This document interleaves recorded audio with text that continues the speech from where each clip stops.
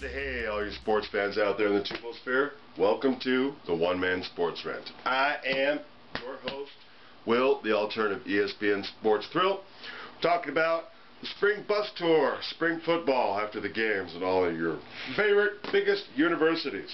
We're also calling it Chris Spielman Week here at the OMSR.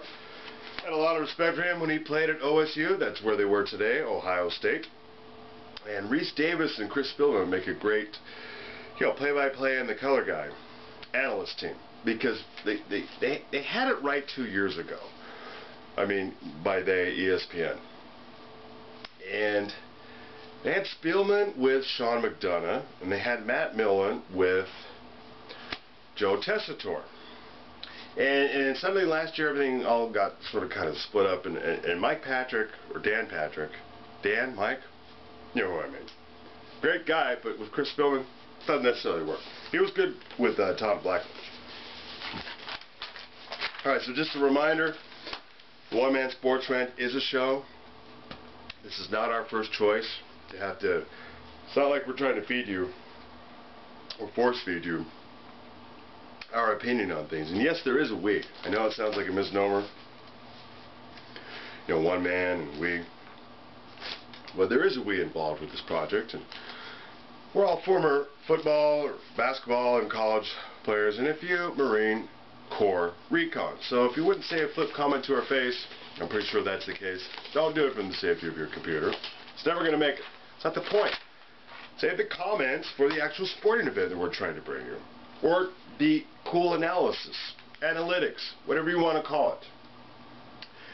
You have to do a show if you're going to use anything beyond 30 seconds, a minute 30 or whatnot, and this will show up in the NBA playoffs later for future viewers, subscribers and whatnot. Little thing called the DMCA, Digital Millennium Copyright Act, Fair Use Standard, Minimal Use, and Derivatives. And we've adhered to that from day one, because the good ship sports clip Lollipop on YouTube has sailed. Somebody might have the full 2 hour of any game going up there. Guess what's going to happen? Not only is it not going to make it a week, they're going to get dinged on their account. Copyright. The big one on YouTube. Alright, so enough said. You see from our Pi Kappa, Alpha, House Sweethearts, U of U chapter, Alpha Tau, giving you props. Alright, so a little funny bit from Home Improvement. A lot of you younger guys may have, been averse to watching that. Tim Allen, overrated, outdated. It's one of Chris Spielman's one and only, I believe, cameo. And then we also talked about today, or they talked about Ohio State, that team up north. Some funny stuff. You'll love it.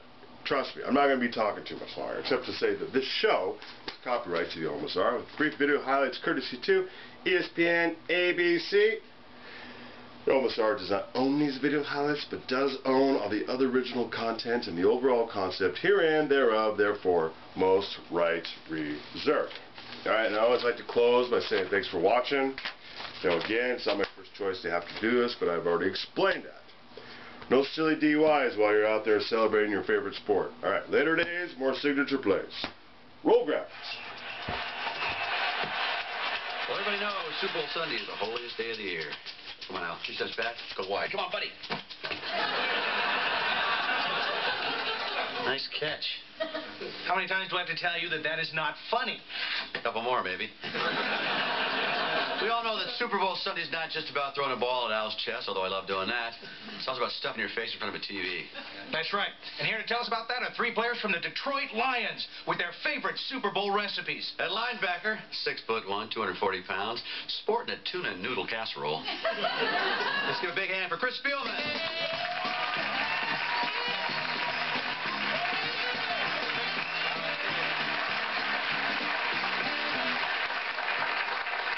Quarterback, 6'1", 200 pounds, carrying a south-of-the-border 7-layer bean dip, Dave Craig. Ole, Dave!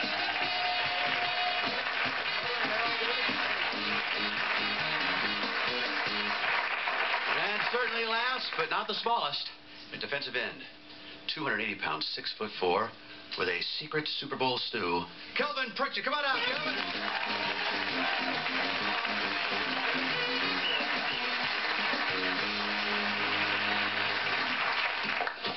even wearing a nice throw rug, I might add. You guys, it's nice you took time out to bring some recipes in. Maybe one of these years, you get the recipe for the Super Bowl. What's that supposed to mean? I don't know. Al made me say it. I did not. I did not. The secret is why anybody want to taste that combination. Sorry, Prince. How many is that served, Kelvin? One. So, Chris, why don't you tell us some of the ingredients in your tuna casserole? Well, Tim, I only use the finest white chunk albacore packed in fresh spring water. Well, perhaps you complement it with maybe a special type of gourmet cheese? Yes, I do. The cheese in a spray can. Stop today in Michigan and stop tomorrow. Our spring bus tour in college football live rolls on.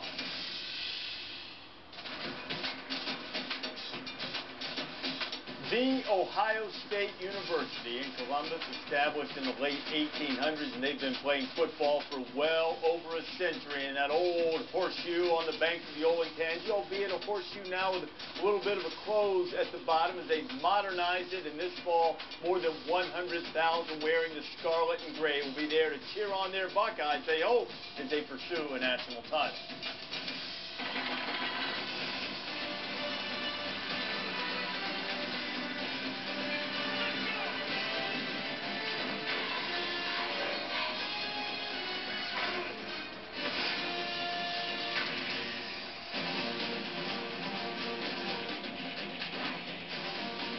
College Football Live Spring Bus Tour, taking you through Ohio State. Reese Davis and College Football Hall of Famer and Buckeye legend Chris Spielman here, the Woody Hayes Athletic Center. Chris, we've had a great day here. This is a shrine to the history of Ohio State football.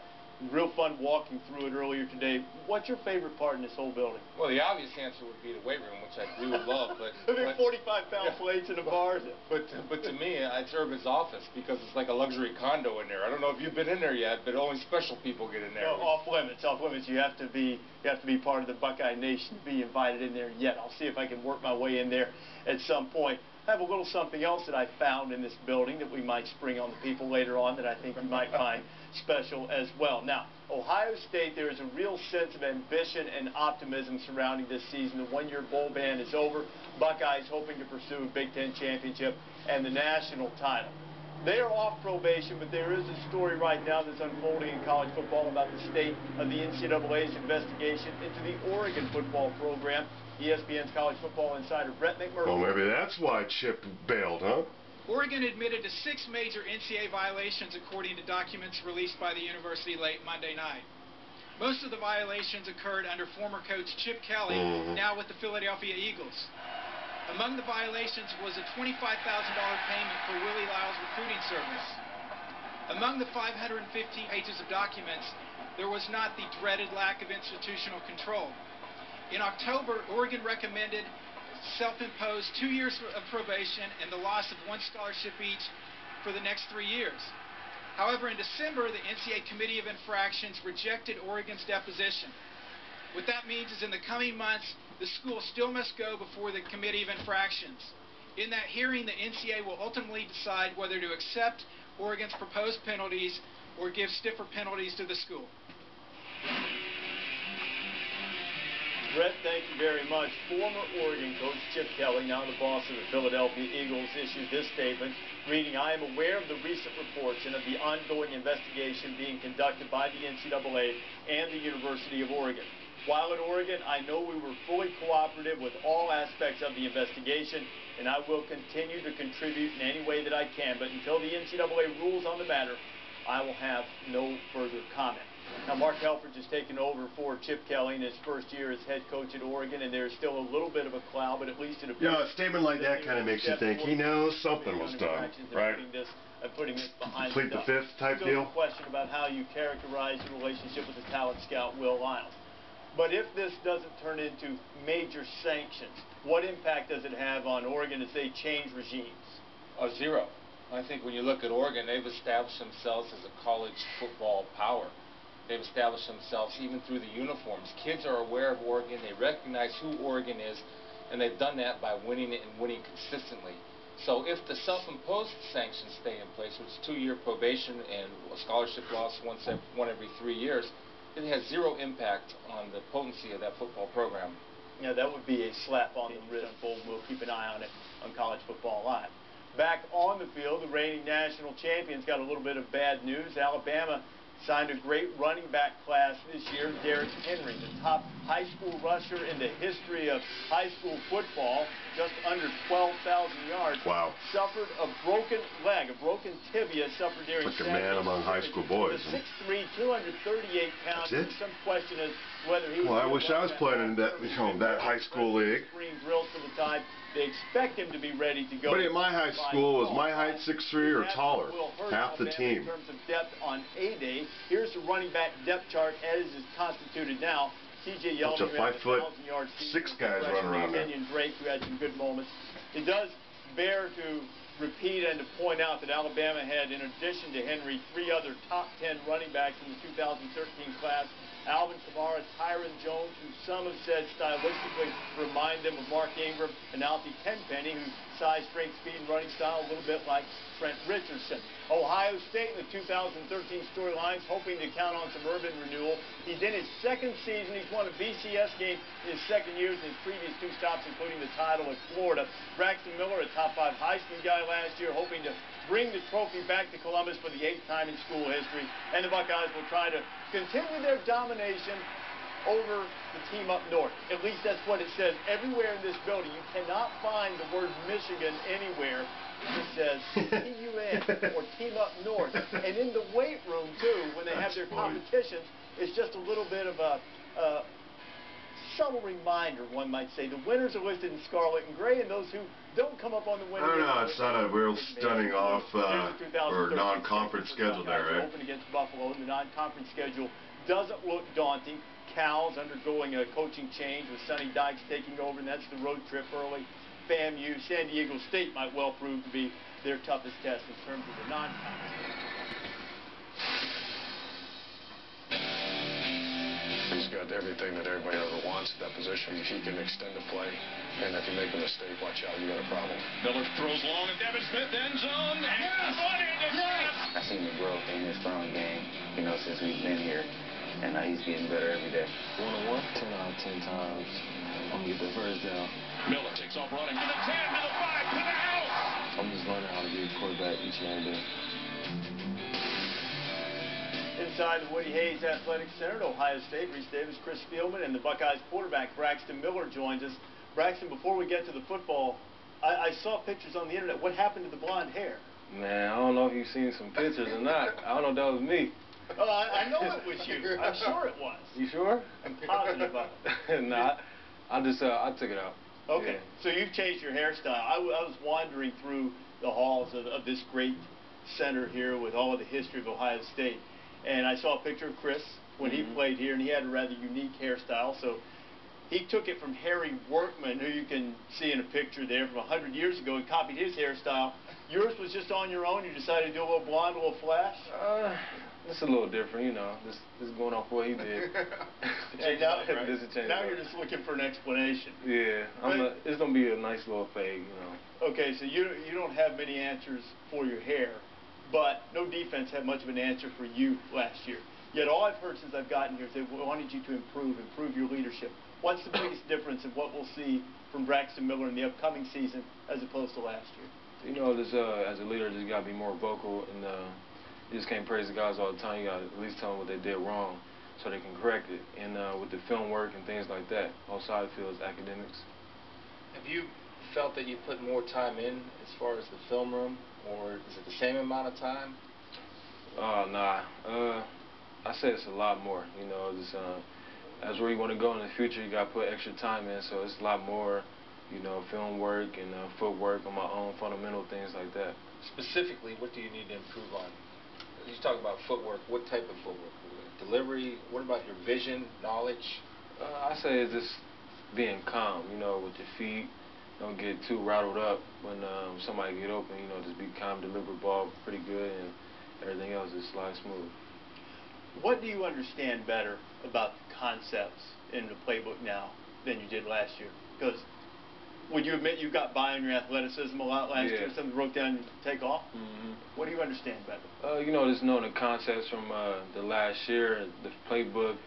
You got a year on your belt with the plays, and you know, just keep watching film. You just got to keep working on things that you had a mistake on last year and just fix them in the upcoming season. So that's what we've been doing. We're just working on that throughout the whole spring. When you have a season like you guys did last year, it's a great season, undefeated, but you couldn't finish it with a championship. You guys played with a chip on your shoulder last year. Now that the prize is out there, the pressure comes along with it. How does it change the mentality of how you approach a season? Not as much. You know, we had the same hunger as we did last year. We got to keep that going. You know, just guys keep just can't get too complacent about things we went on last year. Just got to keep working. Wouldn't play the Big Ten championship game, couldn't play in the national championship game. So you were able to approach it with a little bit of a chip on your shoulder.